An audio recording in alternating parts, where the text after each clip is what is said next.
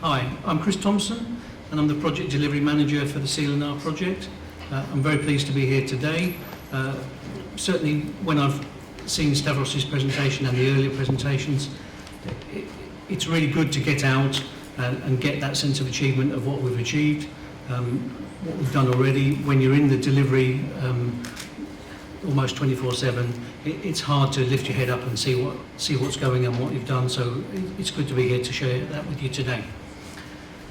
In terms of our demand-side response trials, I'm going to give you a quick run-through of the trials that we've already run, the lessons we've learned and some research that we've done, the plans for this winter's trials, the inclusion of domestic DSR that Stavros touched on, and our next steps. Okay, so what do we mean by demand-side response? What we're looking for is a shift in the demand by end customers. And there are various incentives that can be offered to achieve that, but particularly on our project it's about pricing and also about automation. In terms of how does that involvement translate itself, it's either an active or a passive engagement from a customer. Now that's either active behavioural changes, so on Stavros' time of use tariffs, that's customers making a conscious decision to do things at a different time than they normally did, and that's around the peak time that we require as a network. Or in terms of the passive involvement, that's around automated responses such as the wet white goods, the smart washing machines and the thermal stores with the heat pumps. So we're trialling both types of engagement with customers. And then in terms of what types of customers are we trialling with, that's industrial and commercial customers, and that's for generation and load, and also for domestic customers with the washing machines and with heat pumps with this thermal store. Okay, in terms of what have we done before, just to recap, in winter 2011-12, and it was predominantly January and February of 2012, we ran a set of DSR trials with 3 customers, sourced through aggregators, and we had a number of events across those. We had a mining customer, and that was around generation, and they could offer us 3 hours of DSR on weekdays at a 15-minute response. We had refrigeration, where that was about load reduction, and they could offer us 4 hours of DSR on weekdays with a 20-minute response. And then a web hosting company, again generation this time, and they could offer us a 4-hour window with a 20-minute response. And those response times were key to us because we were simulating a network event, and we needed that quick response for it to be appropriate. How did it work? Yes, it did. This is the half-hourly meter data for one of the customers, and you can see at the bottom here, at 3:30, we sent the signal. Within 15 minutes, they responded, and the load drops off for 4 hours until 7 p.m. and then picks up again. So, what do we try to achieve here? We set contracts up with customers, initiate the direct control, demand-side response, and monitor it that they gave us what we wanted. In terms of how many events did we call? We called 13 events, and we had 9 successful events from that 13. There were 4 one-day events across 3 sites and 1 4-day event, so each day hit them again and again at the same time and test that ability to respond on an ongoing basis. As Phil noted at the start, we did have some unusual events on the failures, the 4 failures that we had. We had a fire on site at the time of the event, which obviously meant they had a higher priority than our DSR event then.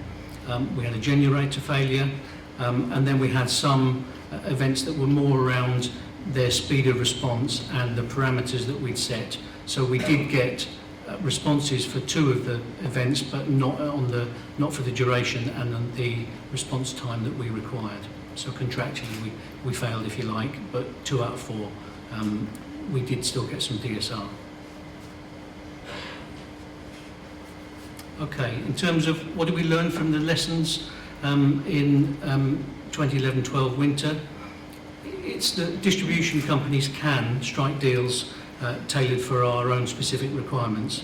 We believe there are synergies between what a DNO requires and what a transmitter requires. However, there are idiosyncrasies of what we want versus theirs. There are limiting factors.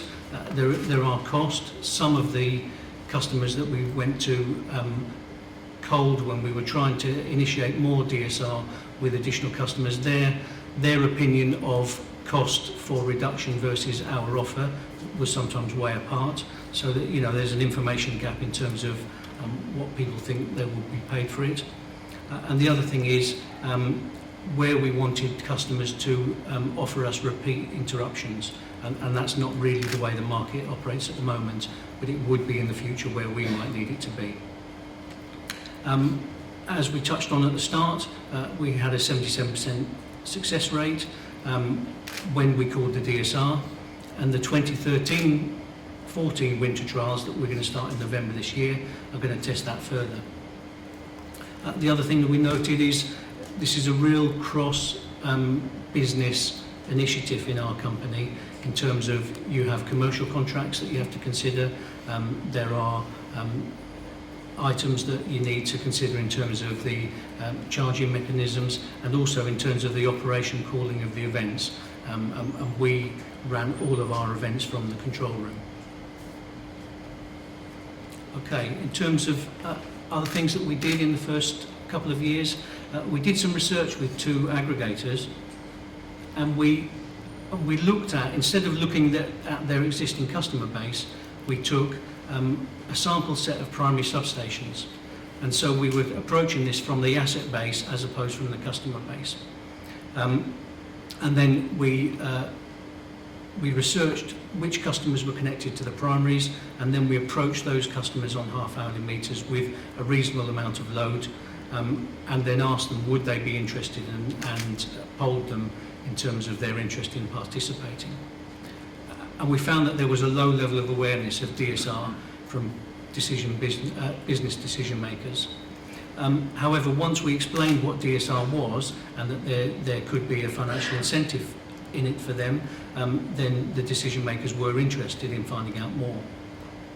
However, that didn't always lead to customers participating in DSR, because it may be that there would be no scope for providing it. Either they didn't have sufficient load, or their business patterns and their shift patterns and production patterns didn't match the peak time that we wanted. It either wasn't there, the load to drop, or their business processes were crucial and they couldn't offer it up to us. The other thing that we found is when we were targeting a very tight geographic area, then the dropout increased. So if you've got a general group of population of primary substations that you're trying to approach, then you have a fair chance. But once you start narrowing it down to specifics, dropout increases. The other thing that we found is that customers with backup generators are the most easily encouraged to participate, because it's quite a binary decision. If you've got a backup generator, you do want to test it anyway. You have the overhead maintenance of that item and you could earn from it, as opposed to load reduction, which requires quite a lot more thought about it. The other thing that we noted is from making that first phone call to a customer connected to a primary, that customer journey, as Davos touched on, for domestic customers can be long. For DSR customers to take a lead or first past interest right the way through to signing the contract could be long, 12 to 24 months, we estimate.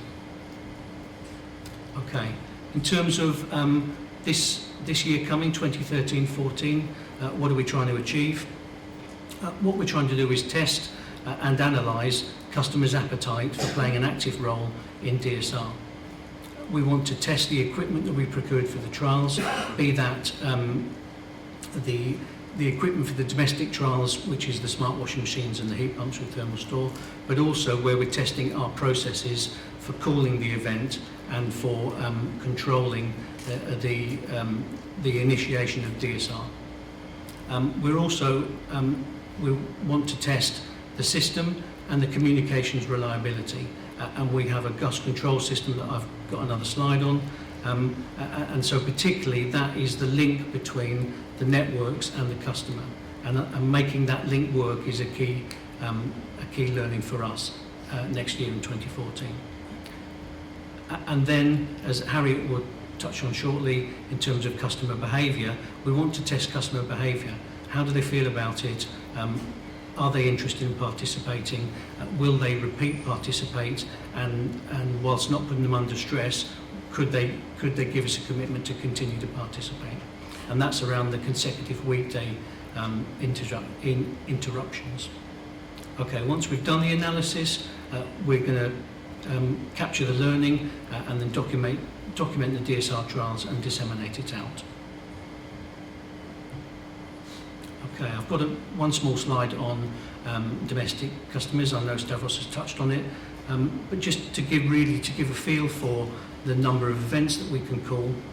We've got 90 customers in region in Northern Powergrid with smart washing machines, and they give us a 4-hour window of interruption. And then aligned with the 17 customers with the thermal store, that will give us 1,500 events that we can call. So in terms of testing customers' ability to respond, we think we'll have a decent benchmark against that. I won't go into the incentives and everything else because Stavros has already talked about it.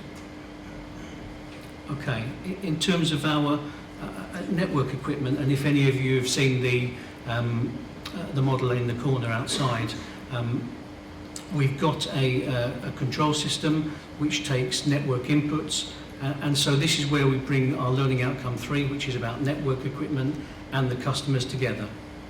So the GUS system, it's an active network management control system, and we'll take in feeds on the top left,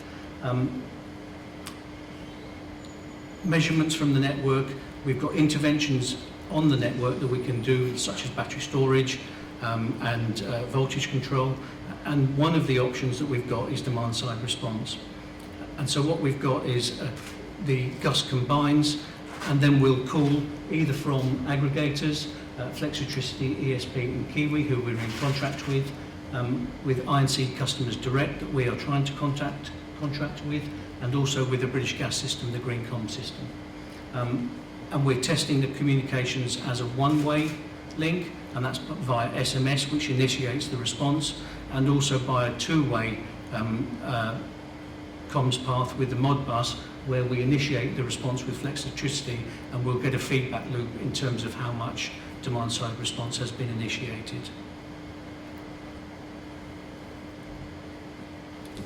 Okay, in terms of next steps, what are we aiming to do and when are we going to do it?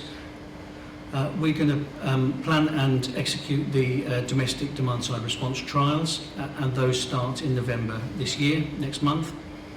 Similarly, the I&C trials for DSR, they will start in November too. And it's our intention to engage direct with I&C customers, so that was the small box on the bottom on the previous slide. And we need to do that by March next year. So that's about testing a non-aggregator route direct to a DSR customer. And we're looking to test the end-to-end interface with the GUS system, and that also we want to do by March next year. And then we're going to pull all the results of the trials together in May 2014 and produce the outputs by the summer and disseminate in the period from August through to December. In terms of outputs that we've already got, we do have a paper that captures the findings of the 2011-12 winter trials and also the research conducted by the aggregators, and that's already on our website under our learning library. Okay, that's me, and I'll hand over to Harriet.